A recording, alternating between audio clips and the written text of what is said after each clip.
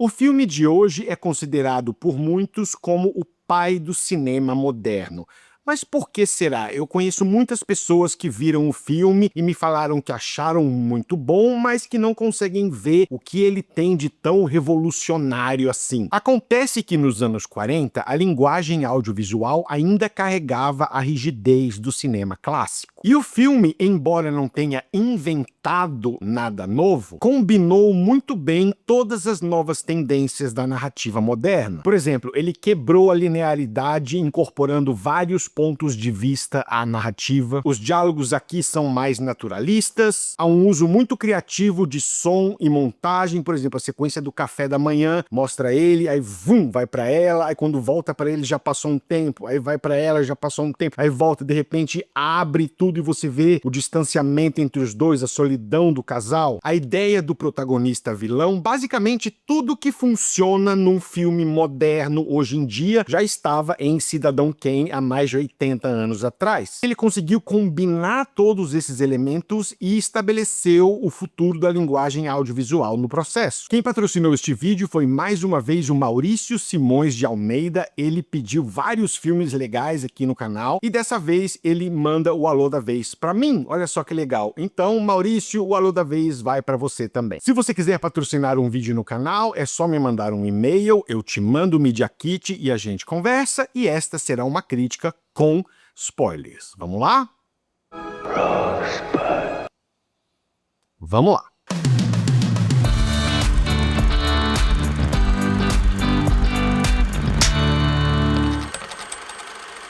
Citizen Kane, ou Cidadão Kane. O filme começa com a morte de Charles Foster Kane, um magnata da comunicação cuja última palavra foi Rosebud. E mesmo ele tendo falado isso sozinho, todo mundo fica sabendo e fica a dúvida. O que ele quis dizer com isso? Então, jornalistas entrevistam pessoas que o conheceram para tentar desvendar o mistério. A direção é do Orson Welles e esta é a sua obra-prima. Ele subverte as principais convenções narrativas da época. Não dá para saber se foi instinto, se foi justamente o fato dele ser tão jovem e ele meio que não sabia o que estava fazendo e acabou dando certo, ou se ele era um gênio brilhante que já tinha tudo estruturado na cabeça dele. Em entrevistas ele falou que não, que ele estava loucaço e perdidaço, só que ele tomou todas as decisões certas. Ele foge do esqueleto do drama biográfico tradicional, contando a história de maneira fragmentada através das memórias de vários personagens. Ele não dá uma voz ao protagonista, é um estudo de personagem à base de percepções alheias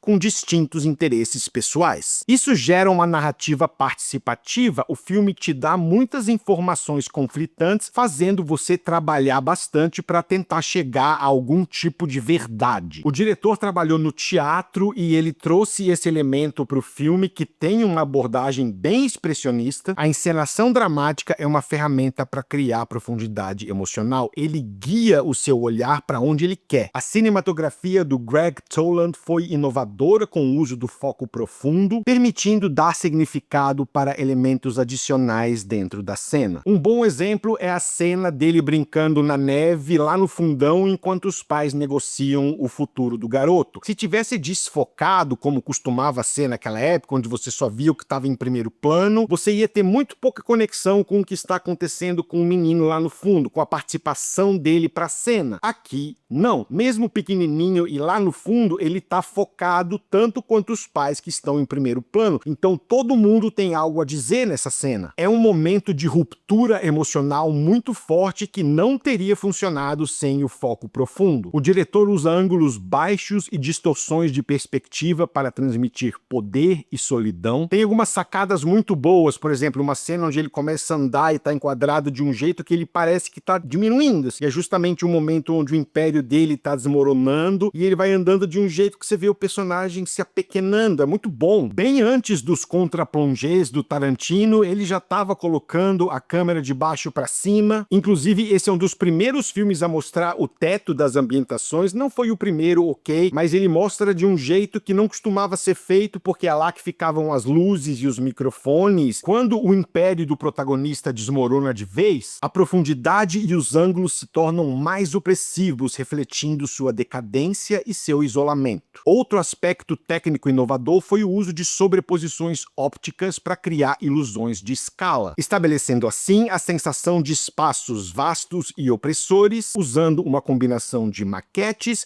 sobreposições e iluminação. A trilha sonora do Bernard Herrmann é mais um elemento que se diferencia do que vinha sendo feito na época. Ele troca as composições grandiosas e melodramáticas por melodias mais discretas e atmosféricas, refletindo a solidão do personagem. E a repetição de temas musicais enfatiza muito bem o anseio por dias melhores, aquela vontade de reviver o que já passou. O roteiro economiza nas palavras, tem muito peso simbólico, é carregado de ironia e os diálogos são carregados de subtexto. Um bom exemplo é quando ele fala: se eu não fosse muito rico, eu poderia ter sido um grande homem. É um momento de autocrítica disfarçado pela arrogância. O filme tem alguns deles. O ritmo do filme é um reflexo da vida do protagonista. A primeira metade é bem acelerada, o que espelha bem a ascensão meteórica do Kane. E a segunda metade é mais compassada, transmitindo o vazio da queda de um império. O Charles Foster Kane é uma pessoa que tinha tudo. Quanto maior a fortuna, mais crescia também a solidão ao redor dele. E o Orson Welles, que também dirige o filme, faz o personagem muito bem. Ele tem um baita arco, vai dos 25 aos 70 anos de idade aproximadamente, e mesmo a maquiagem não sendo perfeita, funciona. Ele adapta muito bem a postura, a voz, as expressões faciais. Ele começa como uma figura sedutora, cheia de carisma e energia, meio que um grande Gatsby, e termina sozinho, carregando o peso de suas escolhas. O ego e a fragilidade do personagem são muito bem trabalhados, as inseguranças, a fragmentação emocional, tudo funciona. O Joseph Cotten faz o Jedediah, eu gosto desse nome. Ele é o crítico mais honesto na vida do Kane, muita sutileza, muita ironia. Ele diz muita coisa com seu olhar sarcástico, e quando ele perde a fé no amigo, é um momento genuinamente significante. E ele tentou avisar, então você sente a decepção. Destaque também para Dorothy Comingore, que faz a Susan, a segunda mulher do Kane. Ela começa espontânea, risonha, com muita doçura, muita ingenuidade. Aos poucos ela vai sentindo o peso da submissão, o desespero crescente da personagem é muito bem feito, e o abismo que fica entre eles também funciona bem demais. Ele é bem construído narrativamente, pelos diálogos e pelos acontecimentos,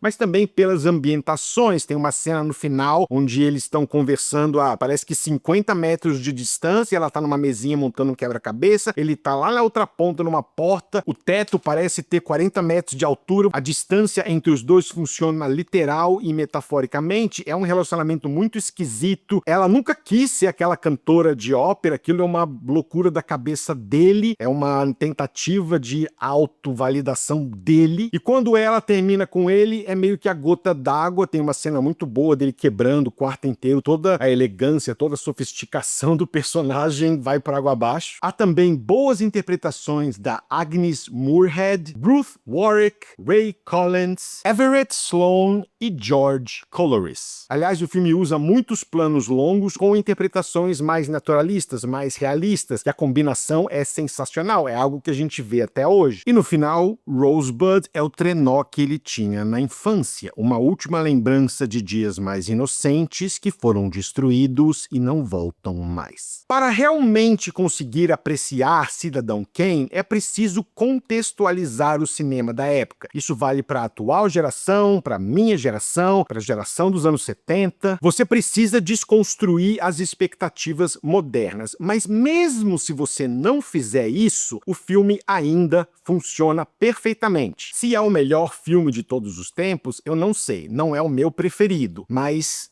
eu acho que é um argumento muito forte para dizer que é o mais influente de todos os tempos. Kubrick, Scorsese, Coppola, Spielberg, Kurosawa, Tarantino, todos comeram pelo menos um bom pedaço desse chocolate de cinema. Nota?